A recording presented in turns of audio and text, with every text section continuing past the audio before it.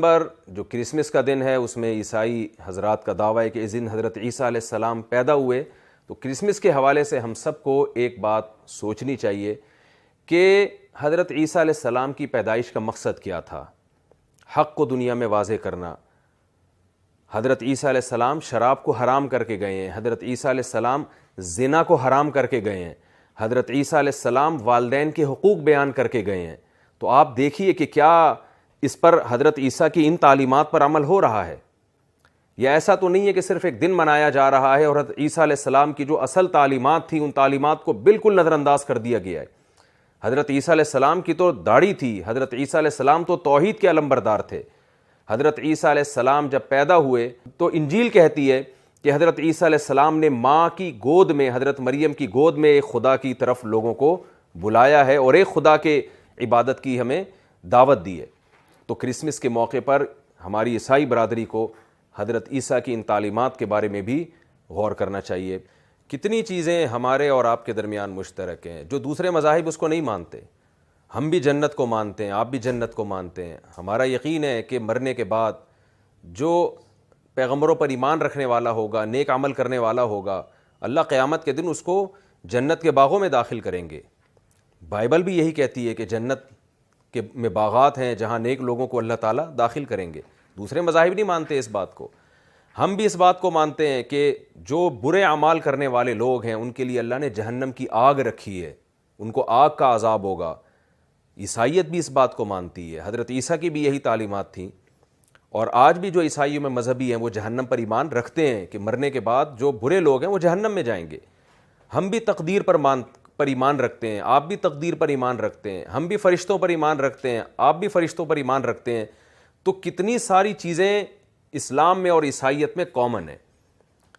تو ہمیں غور کرنا چاہیے ان سب باتوں پر کہ قرآن کی جو دعوت ہے وہ بائبل کے خلاف نہیں ہے. وہ بائبل, قرآن بار بار کہتا ہے کہ جو حضرت عیسیٰ علیہ السلام پر جو مضامین نازل ہوئے ہیں قرآن انہی کو دنیا میں پھیلانے کے لیے آیا ہے. لیکن دوسری طرف اتنی بات تو ہم میں اور آپ میں مشترک ہے. عیسائی بھی یہ بات مانتے ہیں, مسلم بھی یہ بات مانتے ہیں کہ عیسیٰ ابن مریم کی جو بیسک تعلیمات تھیں وہ تعلیمات تھیں جو میں نے آپ کے سامنے پیش کی ہیں.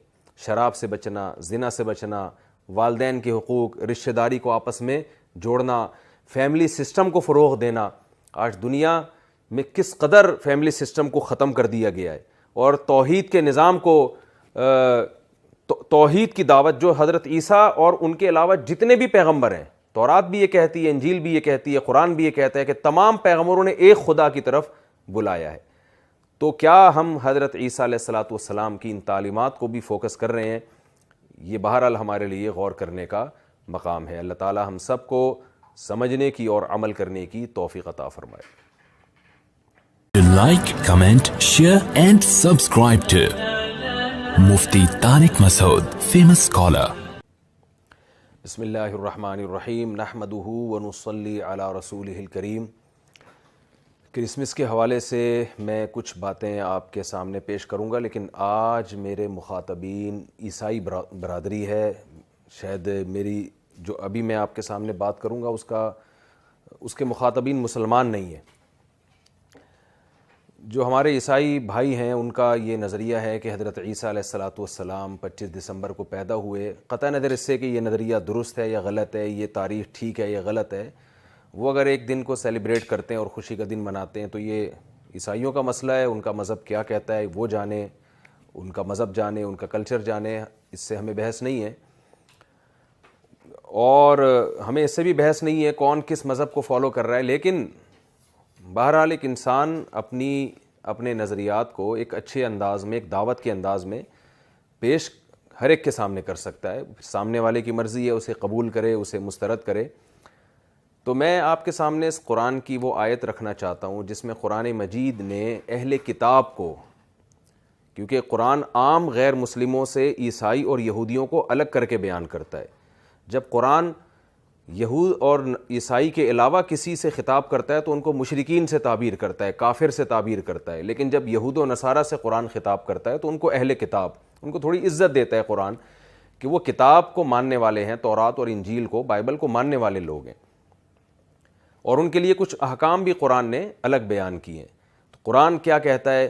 قل یا اہل الکتاب تعالوا الی کلمۃ سواء بیننا وبینکم الا نعبد الا اللہ ولا نشرک بہ شیئا ولا یتخذ بعضنا بعضا اربابا من دون اللہ. کہ اے نبی آپ عیسائیوں سے اور یہودیوں سے کہہ دیجئے کہ اے اہل کتاب آؤ ایک ایسی بات کی طرف جو ہمارے اور تمہارے درمیان کامن ہے، مشترک ہے. تمہاری آسمانی کتابیں بھی وہی کہہ رہی ہیں جو قرآن کہہ رہا ہے. اور وہ کیا کہہ رہی ہیں؟ اللہ نعبد الا اللہ، کہ معبود صرف اور صرف اللہ کی ذات ہے. آپ کو پتہ ہے کہ معبود کی ڈیفینیشن کیا ہے، خدا اور گاڈ کی ڈیفینیشن کیا ہے؟ کہ جو کچھ کرنے میں کسی لاجک کا، کسی سبب کا محتاج نہ ہو. وہ آدم کو براہ راست مٹی سے پیدا کر سکتا ہے. وہ کچھ بھی کرنے میں وہ عیسیٰ ابن مریم کو بغیر باپ کے پیدا کر سکتا ہے. اس دنیا کو اللہ تعالیٰ نے کچھ اصولوں میں بند کر دیا ہے. جب ہمیں کوئی چیز جلانی پڑتی ہے تو اس کے لیے ہمیں آگ کا سہارا لینا پڑے گا، لیکن اللہ تعالیٰ اس پر قدرت رکھتے ہیں کہ ابراہیم علیہ السلام کو آگ میں ڈالا جائے اور وہ آگ میں ڈلنے کے باوجود بھی نہ جلیں. یہ بات یہود بھی مانتے ہیں، یہ عیسائی بھی مانتے ہیں، یہ بات مسلمان بھی مانتے ہیں. تو اللہ کی ذات وہ واحد ذات ہے جو کچھ کرنے میں کسی سبب کی محتاج نہیں ہے. وہ آگ میں جلتے ہوئے کو بھی آگ سے بچا سکتا ہے، وہ سمندر میں ڈوبتے ہوئے کو بھی بچا سکتا ہے. تو قرآن اہل کتاب کو دعوت دے رہے تعالوا آؤ ایسی بات کی طرف جو ہمارے اور تمہارے درمیان مشترک ہے. تو اسلام میں اور اہل کتاب میں بہت سی باتیں مشترک ہیں، لیکن اسلام یہ کہتا ہے کہ جو ہمارے اور تمہارے درمیان مشترک ہے وہ عقیدہ توحید ہے. اور عقیدہ توحید کا مفہوم یہ ہے کہ خدا صرف ایک ہے، صرف زبان کی حد تک نہیں بلکہ حقیقت میں بھی. آپ نے اس خدا کے سوا کسی کو نہیں پکارنا. لم یلد ولم یولد، نہ اس نے کسی کو جنا نہ وہ کسی سے پیدا کیا گیا. اور قرآن حضرت عیسیٰ ابن مریم کی مثال دیتا ہے کہ اللہ نے حضرت عیسیٰ کو بغیر باپ کے پیدا کیا. ان مثل عیسیٰ عند اللہ کمثل آدم، یہ قرآن کی آیت ہے کہ عیسیٰ کی مثال، مسیح کی مثال اللہ کی نظر میں ایسے ہے جیسے آدم کی مثال. خلقہ من تراب، آدم کو اللہ نے مٹی سے پیدا کیا. آدم کے نہ باپ تھا نہ آدم کی ماں تھی. تو آدم بھی اللہ کے ایک بندے تھے، وہ معبود نہیں ہے، نہ وہ خدا کے بیٹے ہیں. اللہ نے اپنی قدرت سے بغیر باپ اور بغیر ماں کے آدم کو پیدا کر دیا. تو قرآن یہ کہتا ہے کہ آدم کی، عیسیٰ کی مثال بھی آدم کی ہے. تو عیسیٰ تو پھر بھی ماں سے پیدا ہوئے ہیں، باپ نہیں تھا. تو خدا کی یہ قدرت ہے کہ جب چاہتا ہے بغیر باپ اور ماں کے پیدا کرتا ہے اور جب چاہتا ہے بغیر باپ کے پیدا کرتا ہے. تو قرآن اس سے یہ بتانا چاہ رہا ہے کہ عیسیٰ ابن مریم بغیر باپ کے اگر پیدا ہوئے ہیں تو وہ گاڈ نہیں ہیں، وہ خدا کے بیٹے نہیں ہیں، وہ اللہ کی قدرت کا ایک اظہار ہیں. وَكَلِمَتُهُ أَلْقَاهَا إِلَىٰ مریم، اللہ نے کلمہ کن کی طاقت سے ان کو پیدا کیا. یہ کلمہ کن کی طاقت حضرت مریم کے رحم میں یہ روح پھونکی گئی ہے اور اس کن کی طاقت سے اللہ نے عیسیٰ ابن مریم کو پیدا کیا. اس لیے عیسیٰ ابن مریم کو کلمۃ اللہ کہا جاتا ہے، اللہ کا کلمہ. تو الحق من ربک، قرآن کہتے ہیں حق وہ ہے جو تیرا رب بیان کر رہا ہے. فلا تکونن من الممترین، آپ شک کرنے والوں میں ہرگز نہ ہو. اور پھر قرآن خصوصیت کے ساتھ اہل کتاب کے بارے میں ایک خوشخبری دیتا ہے اہل اسلام کو. وَلَتَجِدَنَّ أَقْرَبَهُمْ مَوَدَّةً لِلَّذِينَ آمَنُوا الَّذِينَ قَالُوا إِنَّا نَصَارَىٰ. فرمایا کہ اے نبی آپ اسلام کے سب سے قریب ترین دیکھیں گے جس مذہب کو، وہ کرسچن ہیں، وہ عیسائی لوگ ہیں جو آپ کو اسلام کے سب سے قریب نظر آئیں گے. اور آج بھی دنیا میں سب سے زیادہ جو مذہب قبول کرنے والی قوم ہے، اسلام قبول کرنے والی قوم ہے، وہ آج بھی دنیا میں سب سے زیادہ کرسچن ہیں، سب سے زیادہ عیسائی ہیں. اور اس کی قرآن وجہ بھی بیان کرتا ہے ذَلِكَ بِأَنَّ مِنْهُمْ قِسِّيسِينَ وَرُهْبَانًا وَأَنَّهُمْ لَا يَسْتَكْبِرُونَ. وجہ قرآن یہ بیان کرتا ہے کہ عیسائی مذہب کی تعلیمات میں رہبانیت ہے، دنیا سے بے رغبتی ہے، اور اس مذہب کی تعلیمات میں حق کو قبول کرنا ہے. اس کو اتنا زیادہ عیسائی مذہب میں فوکس کیا گیا ہے کہ جب اہل کتاب اور عیسائی کے سامنے قرآن کی آیات تلاوت کی جاتی ہیں اور وہ اس کو سمجھتے ہیں تو قرآن کہتا ہے تَرَىٰ أَعْيُنَهُمْ تَفِيضُ مِنَ الدَّمْ، اے مخاطب تم دیکھو گے کہ ان کی آنکھیں آنسوؤں سے بہنا شروع ہو جاتی ہیں. مما عرفوا من الحق، اس لیے کہ یہ حق کو پہچان جاتے ہیں. آپ حضرت عیسیٰ علیہ السلام کی شان میں قرآن کی سورہ مریم پڑھیں، کیسے اللہ نے حضرت مریم کو اور حضرت عیسیٰ ابن مریم کو ڈیفائن کیا ہے، اور کیسے ان کی تعریفیں کی ہیں، اور کیسے ان کے معجزات کا ذکر کیا ہے کہ حضرت عیسیٰ ابن مریم کیسے مٹی کا ایک پرندہ بنایا کرتے اور اس میں پھونک مارتے اور وہ اللہ کے حکم سے پرندہ بن کے اڑنا شروع ہو جایا کرتا تھا۔ تو قرآن یہ بیان کرتا ہے کہ عیسائی اسلام کے سب سے زیادہ قریب ہے، اور عیسائی قوم من حیث القوم مسلمانوں سے سب سے کم دشمنی رکھنے والی قوم ہے۔ اس کی ایک وجہ بھی بیان یعنی اس کی ایک عقلی لاجک بھی ہے، وہ یہ ہے کہ عیسائی حضرت عیسیٰ ابن مریم پر بھی ایمان رکھتے ہیں اور موسیٰ علیہ السلام پر بھی ایمان رکھتے ہیں، جبکہ یہودی حضرت عیسیٰ علیہ السلام کے منکر ہیں۔